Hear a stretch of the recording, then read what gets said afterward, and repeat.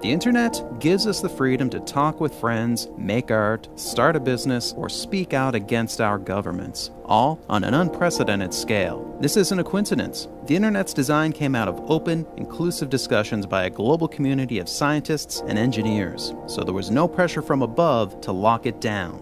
But now, a government-controlled international body is making a play to become the new place where the internet's future gets decided.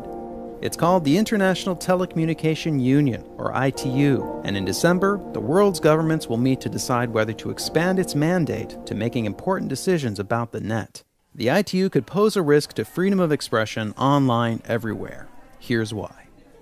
First, the basics. Nobody owns the internet. It's a collection of independent networks around the world. Anybody can build one. The common standards on which the internet was built grew out of open, online discussions, not on the priorities of a particular government or company.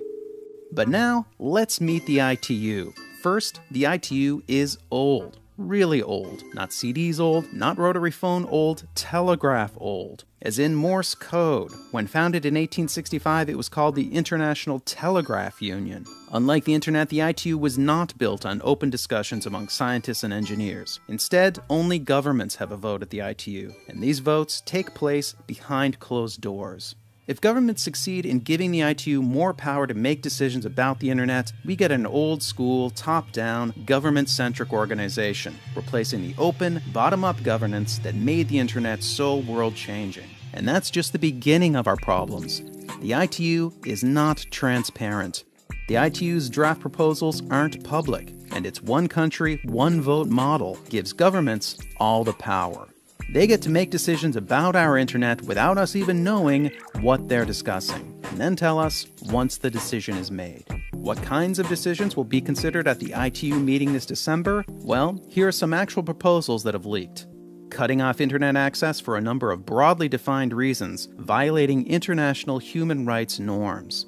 Giving governments more power to monitor internet traffic and impose regulations on how traffic is sent. Defining spam so broadly that they could justify blocking anything from photos of cute cats to human rights campaigns.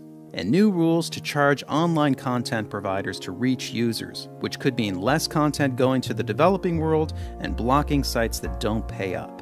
But the really scary part, the countries pushing hardest for ITU control are the same countries that aggressively censor the internet. In Russia, making a YouTube video against the government can get you 2 years in jail.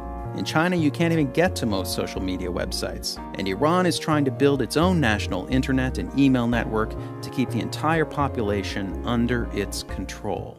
Now, the ITU also does good work. They help the developing world establish telecommunication networks and expand high-speed broadband connections, and existing internet governance isn't perfect. The US has outsized influence and authority when it comes to this. But we need to fix these problems in a way that preserves the openness, pragmatism, and bottom-up governance that made the internet so great. This December, our governments meet to make their final decisions about the internet's future. It's up to us internet users in every country of the world to tell them to stand for the open internet. If everyone who sees this video speaks out and contacts their government, we've got a chance of winning. Help us share this video and visit this site to speak out and contact your government right now. Let's use the internet's global reach to save it. Tell your leaders to oppose handing over key decisions about the internet to the ITU.